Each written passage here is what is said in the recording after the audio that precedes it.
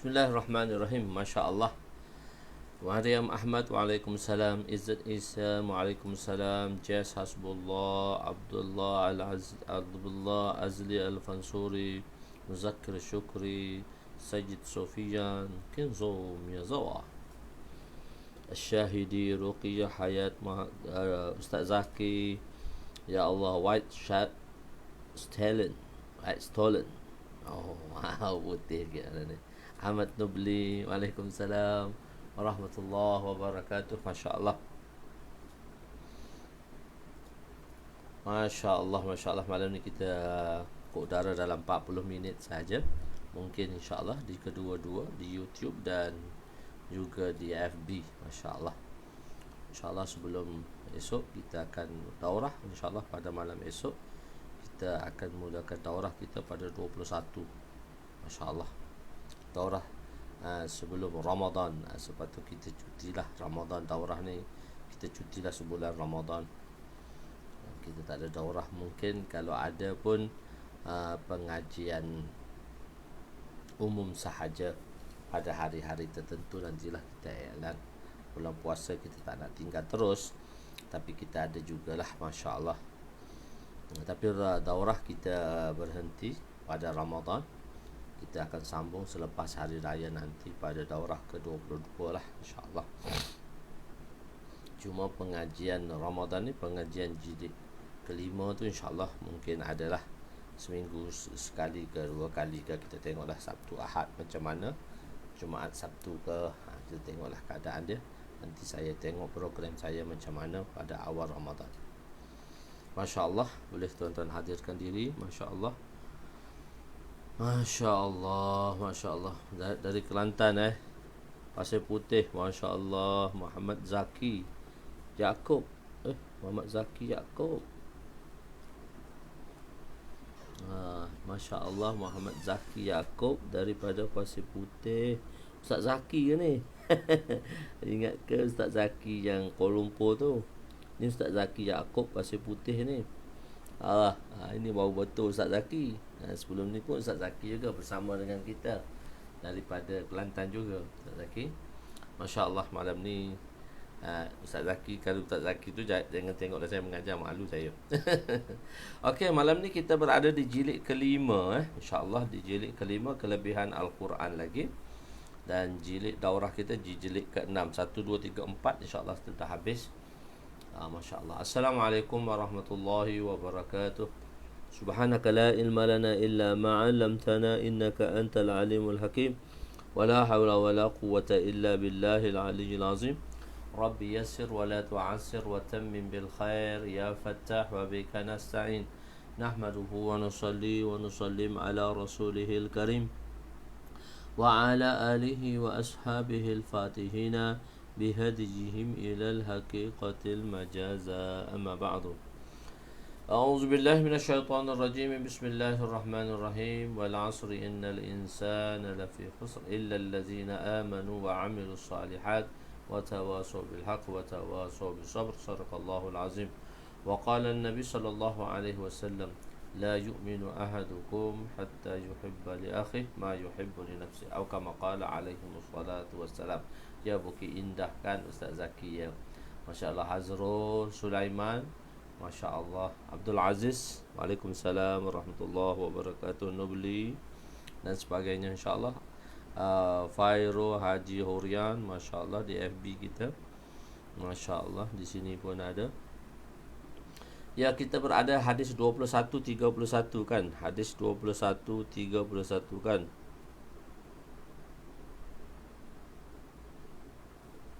(21, 31) kan. 21, 31. Betul tak Nubli? 21, 31.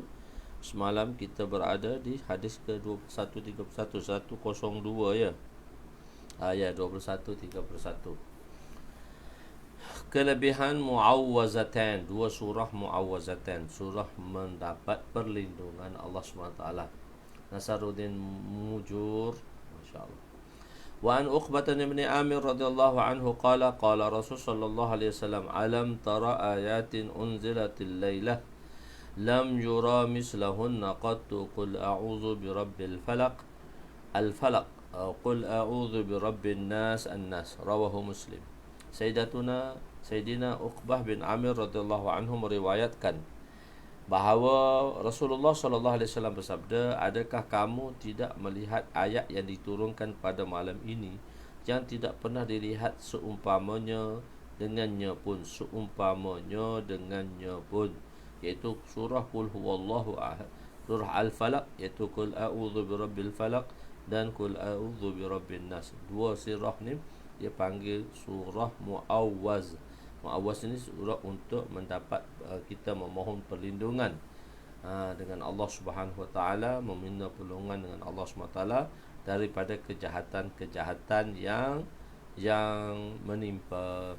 Berlindung, a'udzu aku rabbil falaq, berlindung dengan Allah, dan rabbin nas, iaitu juga Rabb kepada manusia.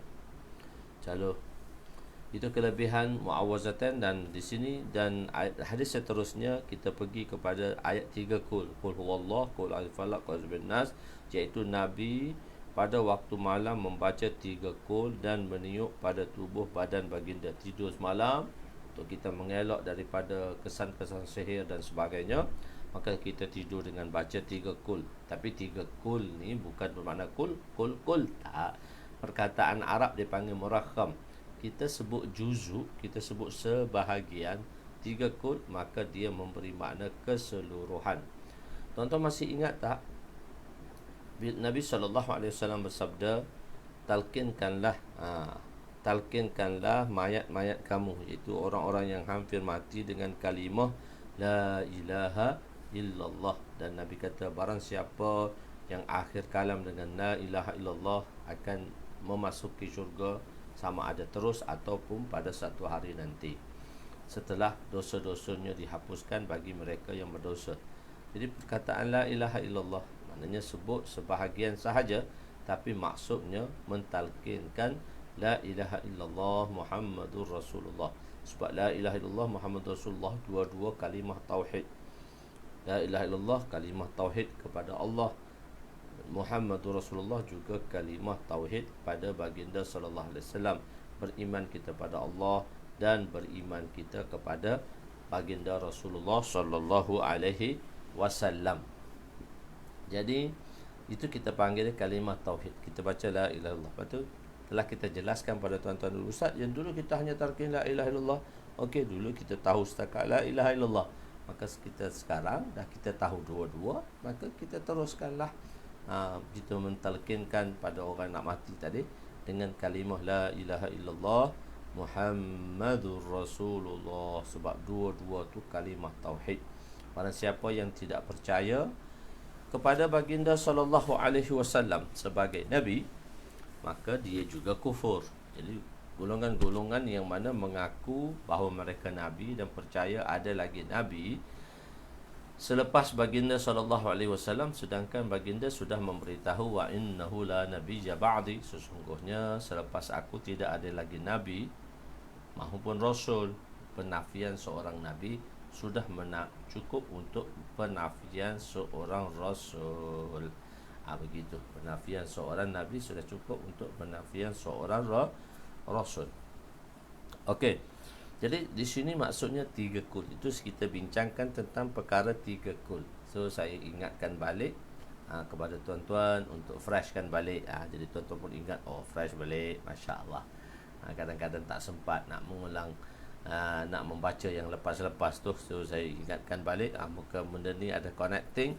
So ingat balik mana kita belajar dulu. Okey.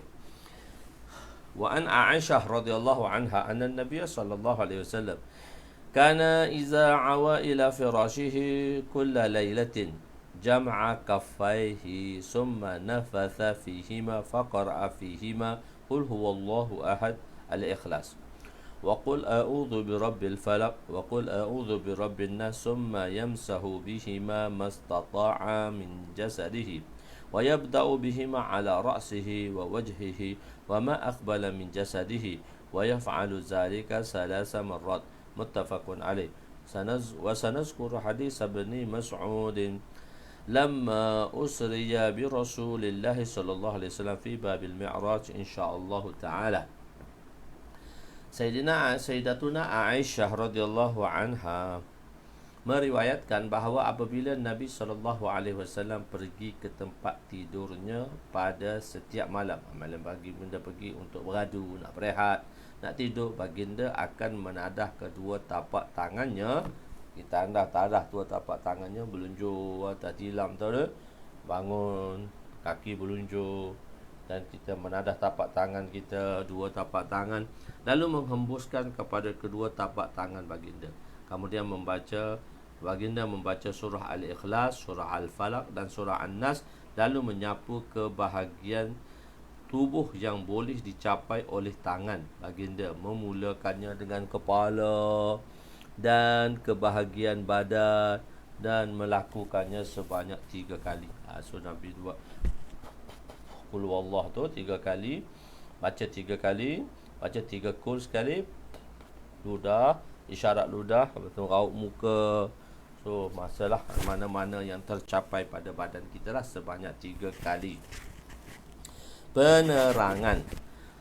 Faqara'a fihima. Zahir hadis ini menunjukkan bahawa Nabi menghembus pada tangan-tangan dahulu, kemudian barulah Nabi membaca surah tersebut, sebab daripada tulisan riwayat tadi. Nabi baca, menghembus dulu baru Nabi baca tersebut pada zahirlah, dan menyapu pada tubuh badan kerana ia disebut dengan huruf fa, fayabda'u ma akbala marrat, maksudnya fihima faqara'a, fa jadi fa tu faqara'a. Terdapat perbezaan pendapat dalam menerangkan maksudnya, sebab kalau kita perkataan tu kada zahir, sebab fa tu ta'qibiyah, fa tadi jumlah atifah untuk ta'qibiyah, waw ialah mutlakan jamak, summa ialah summa taraqi. Huruf-huruf perkataan sendi pun menunjukkan berbeza dari sudut nahwunya. Fa ni dipanggil fa ta'qibiyah, sesuatu perkataan atau sesuatu jumlah yang diikuti jumlah seterusnya. Itu fa ta'qibiyah dipanggil. Fa ta'qibiyah. Fa taraqi, taraqi ni satu-satu, kata tu summa tu untuk taraqi, satu dan nombor satu untuk nombor satu, nombor dua untuk nombor dua, nombor tiga untuk nombor tiga. Jadi sini ulama telah membahaskan sedikit penerangan dari segi maksudnya, sebab pada lihat pada zahir tu Nabi tiup dulu baru Nabi baca. Begitu. Hadis ini dikekalkan pada makna zahirnya. Pendapat pertama kita kata hadis ini kita kekalkan dengan makna zahirnya. Nabi menghembuskan kemudian barulah membaca. Tujuannya ialah untuk bersalahan dengan perbuatan ahli sihir. Boleh juga. Kita Nabi hembus dulu baru Nabi baca. Hembus baru baca. Biasanya kita kan baca dulu baru hembus. Jadi sebab riwayat zahirnya hembus dulu baru baca. Jadi sebab atas dasar itu ada tafsirnya, sebab dengan perkataan fa tadi. Okey. Perkataan pertama, pentafsiran pertama kita kata kita maknakan sebagaimana makna dari sudut zahirnya. Tujuan dia apa? Tujuan untuk bersalahan dengan perbuatan ahli sihir. Ahli sihir tu dia baca dulu, dia hembus. Ini kita hembus dulu baru baca. Fa dalam hadis ini tidak memberi makna tertib. Fa dalam hadis ini tidak memberi makna satu susunan. Oleh itu Nabi membaca dahulu kemudian menghembuskan. Tujuannya ialah untuk memelihara diri daripada sihir.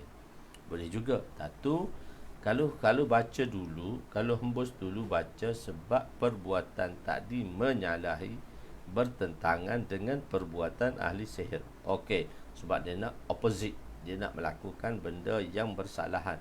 Baginda nak melakukan perkara yang bersalahan dengan perbuatan orang-orang kufur dan ahli-ahli sihir. Sebab kita panggil dia af'al tadi mukhalafah, maknanya kita melakukan perbuatan yang bersalahan sebagaimana perbuatan mereka-mereka yang kufur. Kedua ialah kita baca. Nabi kata, ulama mengatakan baca dahulu baru hembus. perbuatan ini tujuannya ialah untuk memelihara diri daripada sihir. Tadi perbuatan tu menyalahi perbuatan orang sihir. Dan satu lagi, kalau baca dulu baru hembus, itu menunjukkan menahan diri kita dari memelihara diri kita daripada sihir. Dua benda berbeza kan? Tuan-tuan boleh faham. Fa tetap dikekalkan pada makna tertib, pada qara'a ditakdirkan makna iradah. Aradal qira'ah. Cuma kita kata qara'a ni walaupun dia fi'il madhi, tetapi makna dia iradah, ingin membaca. Ingin membaca, tak baca lagi. Sudah ada niat nak baca. Sudah ada niat nak baca. Sudah ada niat nak baca. Sedang baca, telah baca. Kadang-kadang perbuatan perkataan fi'il madhi ni, past tense ni dalam bahasa Arab, dia memberi makna past tense. Apa maksud dia? Walaupun disebut qara'a, perbuatan tu tak buat lagi. Past tense dia dari sudut keinginan. Sudah ada iradah, sudah berkeinginan untuk membaca. Sebab itu dia ditakbirkan dengan perkataan qara'a. Sudah baca. Sudah baca tu maksudnya sudah niat untuk membaca. Jadi tak baca lagi. Ataupun dia memberi makna sedang membaca. Sedang membaca. Tapi di sini maksudnya iradah untuk membaca. Jadi sedang membaca. Perbuatan sedang membaca. Macam itu, faghsilu wujuhakum wa aydiyakum ilal marafiq. Jadi macam bila kamu nak berwuduk, bila kamu berwuduk, sudah berwuduk, maka hendaklah. Jadi sudah berwuduk maksudnya iradah untuk berwuduk, tak wuduk lagi. So perkataan fi'il madhi itu didefinisikan dalam 3 situasi. Tak buat, cuma telah berkeinginan. Telah berkeinginan makna past tense dari sudut niat. Faham? Past tense dari sudut niat. Dan dari satu lagi, sedang melakukan. Maksudnya sedang melakukan. Maknanya perkara yang sedang dilakukan. Dia bukan dalam untuk present, untuk future tense, tapi benda tu sudah dimulakan. Kedua, sudah dimulakan. Kedua, bukan sedang dilakukan, sudah dimulakan. Tak selesai lagi, baru mula. Jadi sudah memulakan. Dan ketiganya ialah telah menghabiskan perbuatan. So dia boleh ditakbir. Sebab itu ayat tadi, maka makna bahasa Arab tadi, kita melihat kepada sentence-sentence-nya. Itu susah tu kadang-kadang. Kita nak terjemah apa ya? Fi'il mudhari', kita nak terjemah sedang ke atau akan. So kita kena tengok ayat sebelumnya, kita tengok ayat selepasnya. Maka ayat sebelumnya dia panggil sayak, sabak ayat selepasnya. So ayat itulah akan menerangkan makna dan worksnya pada perkataan Arab tersebut. Tapi Arab dia ditakbirkan dengan bahasa. Jadi bahasa dia ringkas. Bahasa dia kan ringkas. Bahasa Arab ni dia indah. Ringkas saja. Fa'ala. Seorang itu telah melakukannya. Panjang kita kan. Seorang itu telah melakukannya. Fa'ala, Arab fa'ala je. Orang tu dah ada dalam fa'ala tu, dhamir huwa. So Arab ni dia luas perkataannya. Okey, tak apa. Jadi perkataan ketiga kita kekalkan makna tertib juga, cuma ditakdirkan makna iradah. Maksudnya sudah iradah tapi tak baca lagi. Sudah iradah tak baca lagi. Maknanya lepas baca baru hembus. Di dalam satu syarah kitab Mishkat ni nama dia Mirqatu Mafatih. Sebab itu saya namakan Mishkat ini dengan nama Midrajul Fawatih. Nama dia Mirqatu Mafatih. Saya guna Fawatih, dia guna Mafatih. Wazan dia Mafail, saya guna Fawail. Benda sama je, plural juga. Perkataan plural yang menunjukkan pilihan yang lebih daripada 10. Jadi bilang dia panggil jamak muntahil jumuh di situ. Jamak muntahil jumuh. Macam-macam lah bahasa Arab ni, kena mengaji lah macam mana. Okey, sebab itu kita boleh faham dari segi maknanya dan penerangannya. Dalam Mirqat disebut bahawa mengikut Sahih Bukhari riwayat Abu Zar. Dalam riwayat Sahih Bukhari yang diriwayatkan oleh Abu Zar daripada Kushmayhani, tidak disebut perkataan fa di situ dan tidak juga waw. Hafiz Ibn Hajar telah memberi taujih, menjelaskan berdasarkan riwayat ini bahawa maknanya ialah membaca dan menghembus dengan serentak. Baca hembus serentak. Ikutlah tuan-tuan macam mana. Maksudnya benda ni sabit daripada perbahasan ulama' dan dia bukan masail pun. Bolehlah tuan-tuan nak buat empat jenis ni. Baca, tiup dulu, baca sapu dulu baru baca. Kedua kata makna tak ada, baca dulu baru sapu. Kata dia tadi iradah. Bila iradah nak baca tu dah sapu dah, sedang baca. Iradah sudah baca, lepas tu sapu, lepas tu sudah baca. Ataupun baca dan sapu tu serentak. Oh, tak jadi masalah. Benda tu simple saja sebab di atas perbuatan dan riwayat-riwayat yang berlaku. Benda simple je, tak jadi masalah. So tuan-tuan boleh nak buat macam mana pun. Asalkan jangan tinggal sudah, kena buat. Kita belajar-belajar tak buat pula, susah pula. Hadis seterusnya 21:33. 21:33. Tiga perkara yang berada di bawah arasy Allah pada hari kiamat. Oh, tiga perkara orang yang boleh. Tiga perkara yang berada di bawah arasy. An Abdurrahman bin Aus an Nabi sallallahu alaihi wasallam qala salasatun tahatal arsy yaumil qiyamah al-Quran yuhajjul ibada lahu dhahrun wa batnun wal amanah wal rahimu tunadi ala man wasalani wasalahu Allah wa man qata'ani qata'ahu Allah. Rawahu fi syarh sunnah.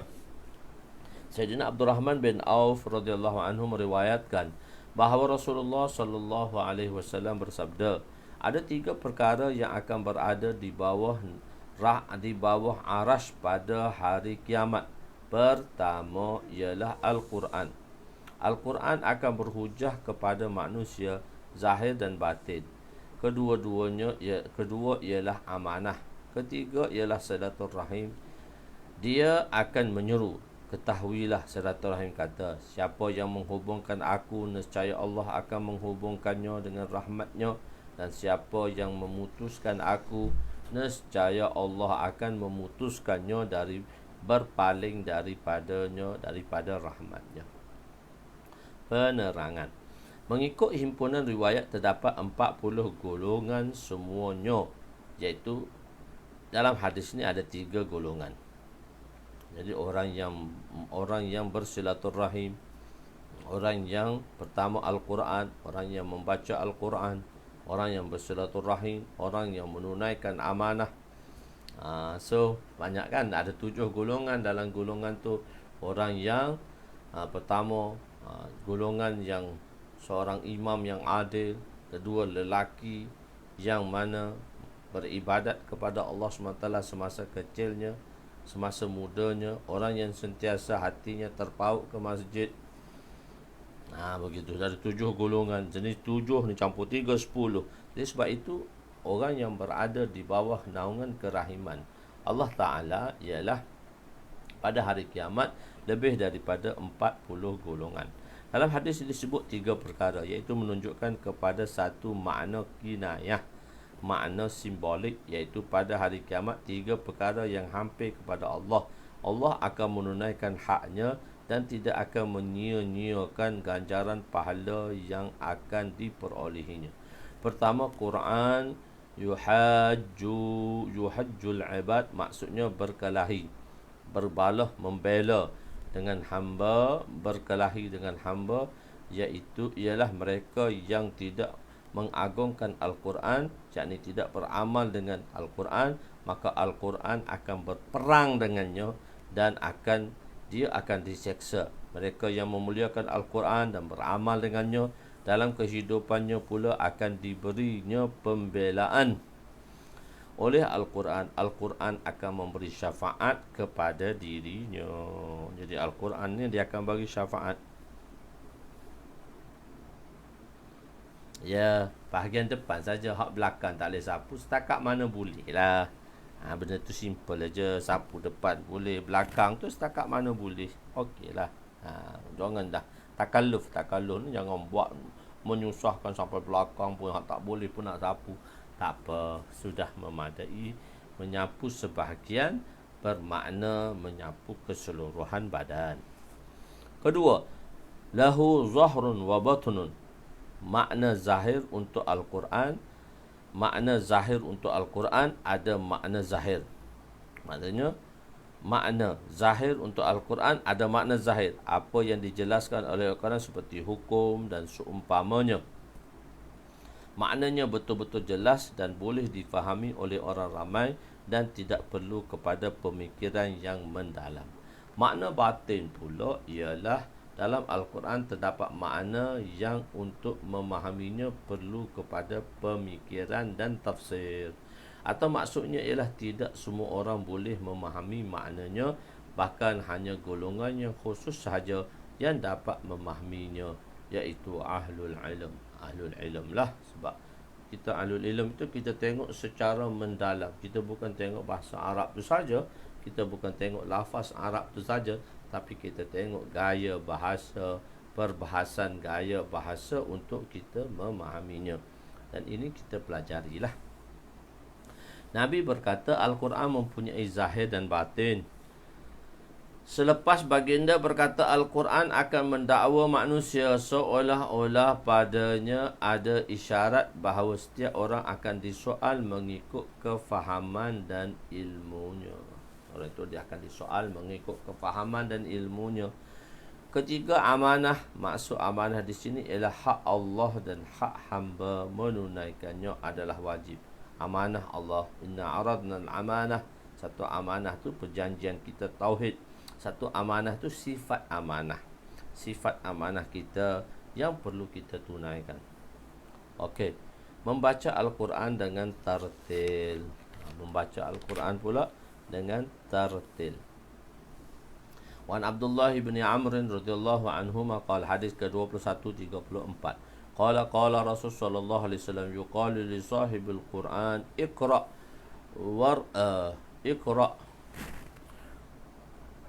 irtaqi wartiq. Iqra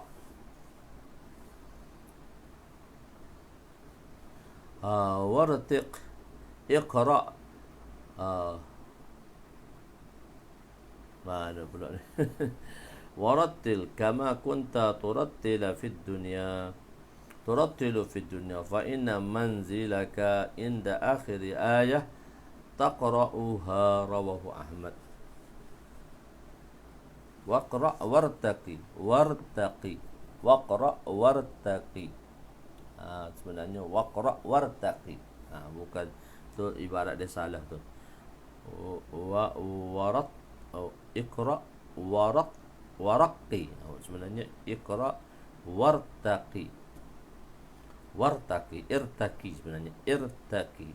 Iqra wartiq. Iqra wartaqi.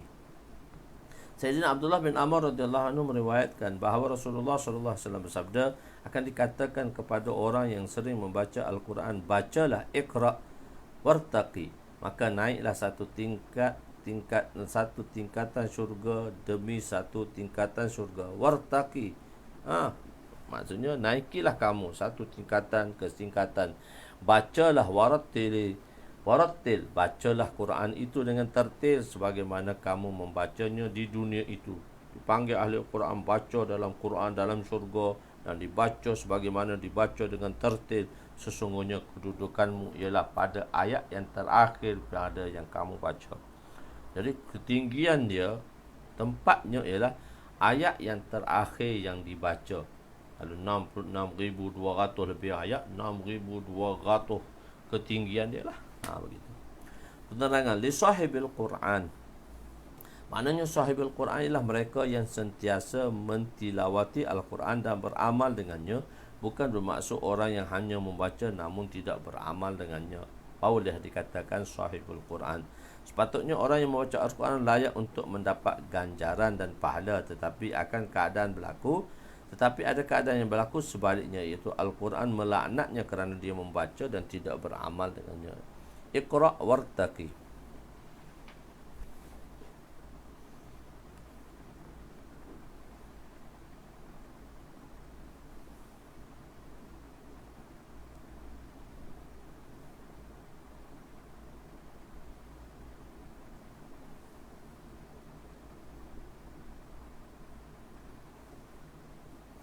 Wartaqi, bacalah olehmu, maksudnya ialah iqra', ialah teruskanlah membaca Al-Quran sebanyak ayat yang ada, setinggi itulah darjat yang ada di syurga. Dinukilkan bahawa tingkatan dalam syurga sebanyak bilangan ayat dalam Al-Quran.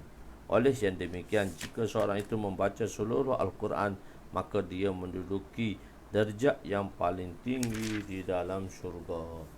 Sebelum ini dijelaskan bahawa adab Al-Quran ialah membaca Al-Quran dengan tartil serta menyempurnakan huruf dan sifat-sifatnya. Hadis ini mengisyaratkan bahawa orang yang menghafal Al-Quran dan membacanya dengan tartil akan mendapat darjat yang paling tinggi di syurga. Berapakah jumlah ayat Al-Quran? Mengikut ulama usul ahli Kufah, biasanya kita masyhur 6,666, tapi mengikut ulama usuluddin, ulama usul daripada ahli Kufah mengatakan bilangannya 6,237 ayat kesemuanya. 6,237 ayat keseluruhannya. Okey. Hati yang kosong daripada Al-Quran seperti rumah yang kosong. Wa an Ibn Abbas radhiyallahu anhu qala qala Rasul sallallahu alaihi wasallam, innal ladzi laysa fi jawfihi syai'un min al-Quran kal baitil kharabi. Rawahu Tirmizi wa Darimi wa qala Tirmizi hadza hadisun sahihun. Sayyidina Abdullah bin Abbas radhiyallahu anhuma meriwayatkan bahawa Rasulullah sallallahu alaihi wasallam bersabda, sesungguhnya seorang yang berada di dalam hatinya, di dalam hatinya tidak ada sedikit pun bahagian daripada Al-Quran adalah seperti sebuah rumah yang ditinggalkan kosong. Penerangan, keindahan sebuah rumah bukan bergantung kepada cantik dan besarnya, bahkan bergantung kepada penghuni rumah itu. Rumah yang kosong yang tiada penghuni, walaupun besar dan cantik, tetapi nilai dan harganya jatuh. Orang tak nak duduk. Apa tu mungkin ada something wrong kot? Tak ada. Tapi orang tak nak duduk. Rumah besar, tak ada orang nak duduk. So nilai dia berkurangan. Rumah kecil, duduk Kuala Lumpur, 600 square feet aja. Duduk betul-betul tengah bandar, 2 bilik je. Dekat 1 juta rumah dia. So rumah tu nilai bukan kecilnya, tetapi adanya penghuni. Begitu juga dengan insan. Jika dalam hatinya kosong daripada iman dan Al-Quran, maka seorang itu tidak bernilai. Mereka yang tidak tahu membaca Al-Quran dan tidak juga beriman dengannya, atau orang yang mengetahui membaca Al-Quran tetapi tidak beriman dengannya, seperti rumah yang kosong. Mereka yang pandai membaca terus membaca dan beriman pula dengan Al-Quran, batinnya hidup dengan nur iman. Wa iza tuliyat alaihim ayatuhu zadatuhum imana. Wa iza tuliyat alaihim, apabila dibacanya ke atas mereka itu akan ayat-ayat Allah, zadatuhum imana, maka bertambahlah iman mereka. Iman tadi akan bertambah dengan bacaan-bacaan Quran tadi. Hasil hadis ke-2136, hasil menyibukkan diri dengan Al-Quran. Wa Nabi Sa'id Al-Khudri radhiyallahu anhu qala qala Rasul sallallahu alaihi wasallam, yaqulu rabbu tabaraka wa ta'ala man saghalahu al-Qur'anu an zikri wa mas'alati a'taituhu afdala ma u'ti sa'ilina wa fadlul kalamillah ala sa'iril kalam ka fadlillah ala khalqihi rawahu Tirmizi wa Darmiju wa Baihaqi fi Syu'abil Iman wa qala Tirmizi hadza hadisun hasanun gharibun isnadan. Sayyidina Abu Sa'id Al-Khudri meriwayatkan bahawa Rasulullah sallallahu alaihi wasallam bersabda, Allah SWT berfirman, barang siapa yang Al-Quran menyibukkannya daripada mengingati dan meminta kepada Allah. Dengan Al-Quran dia tak sempat nak berzikir kepada Allah. Dengan Al-Quran dia tak sempat nak berdoa kepada Allah. Baca tak sempat nak berdoa. Allah kata, aku akan anugerahkan kepadanya perkara yang terbaik daripada apa yang aku kurniakan kepada orang yang meminta. Macam mana orang minta, aku bagi lebih baik lagi pada orang ahli Al-Quran. Kelebihan perkataan Allah ke atas seluruh perkataan adalah seperti kelebihan Allah ke atas seluruh makhluk ciptaannya. Hadis riwayat Imam Tirmizi, Imam Darmi, Imam Baihaqi di dalam kitabnya Syu'abul Iman. Imam Tirmizi berkata hadis hasan gharib dari sudut sanad. Man syaghalahul Qur'anu an zikri wa mas'alati. Maksudnya apa?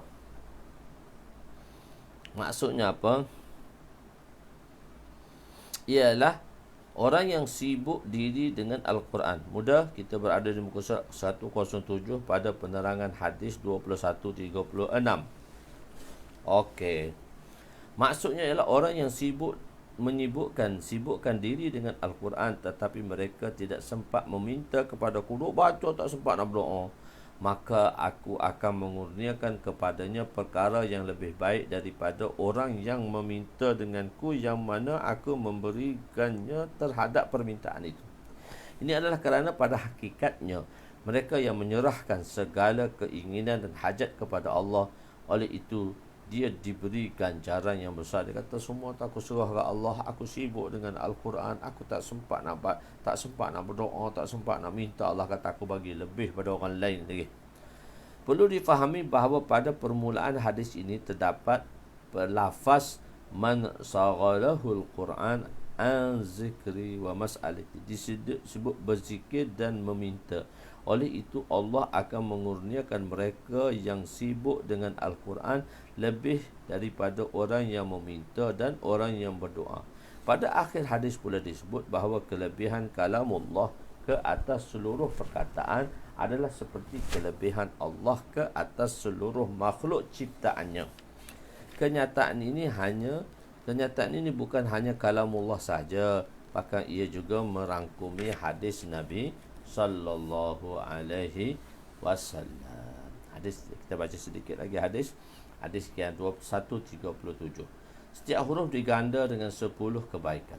Ma'ani bin Mas'ud radhiyallahu anhu qala Rasulullah sallallahu alaihi wasallam, man qara'a harfan min kitabillah falahu bihi hasanatun wa hasanatu bi'ashri amsalha. La aqulu alif lam mim harfun, alif lam mim harfun, la aqulu alif lam mim harfun, alfun harfun, alif lam mim alifun, alif harfun wal lamun harfun, alfun harfun wal lamun harfun wa mimun harfun. Rawahu Tirmizi wa Darmi wa qala Tirmizi hadza hadisun hasanun sahihun gharibun isnaduhu. Sayyidina Abdullah bin Mas'ud radhiyallahu anhu meriwayatkan bahawa Rasulullah sallallahu alaihi wasallam bersabda, barang siapa membaca satu huruf daripada kitab Allah, maka baginya satu hasanah. Satu hasanah itu digandakan kepada 10. Aku tidak berkata alif lam mim itu satu huruf, tetapi alif adalah satu huruf, lam adalah satu huruf, dan mim juga satu huruf. Hadis riwayat Imam Tirmizi dan berkata hadis ini hasan lagi gharib dari sudut sanadnya. Begitu sekali keadaan dan situasinya. Wallahu alam. Kita berhenti kat sinilah dulu pada malam ni. Kita ambil berkat sajalah 40 minit, insya-Allah pada malam esok. Tuan-tuan jangan lupa terus kepada pergi link pendaftaran, dan selepas itu kita bersama-sama di dalam berdaurah Mungkin daurah yang tentu kita akan rehatlah daurah selepas ni. Dalam bulan puasa kita akan tak ada lagi daurah lah. Dulu pun kita mula selepas raya daurah, kita tak buat bulan puasa daurah. So mungkin dalam bulan puasa ni kita adalah pengajian-pengajiannya pada musim cuti-cuti umum ataupun Sabtu Ahad cuti weekend tu. Kita akan belajar sama ada hari Jumaat ataupun hari Sabtu ataupun hari Ahad. Kalau hari Jumaat, kita tengoklah situasi macam mana keadaan program saya pada bulan puasa ni lah. Sebab saya tak boleh putus lagi macam mana saya program saya pada bulan puasa. Wallahualam. So kita berhenti setakat itu dulu. Pada malam esok insya-Allah jangan lupa tuan terus kita akan berada kita akan